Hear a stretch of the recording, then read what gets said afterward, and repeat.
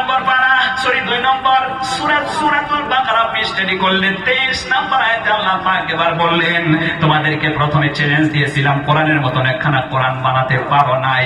তোমাদেরকে বলা হয়েছিল 10টা সূরার মতন 10টা সূরা বানায় নিয়ে আসো, পারো নাই। এবার আমি আল্লাহ চ্যালেঞ্জ আরো সহজ করে দিলাম, কোরআনের ছোট্ট একটা সূরার মতন করে একটা সূরা বানাও। এই আয়াতের চ্যালেঞ্জ যখন চলে আসে, আল্লাহ রাসূল সাল্লাল্লাহু আলাইহি ওয়াসাল্লাম কাবার ঘরের পাশে আমার মধ্যখান লিখে রেখে আসলেন, ইন্না আ'তাইনাকাল কাউসার ফাসাল্লি লিরাব্বিকা ওয়ানহার।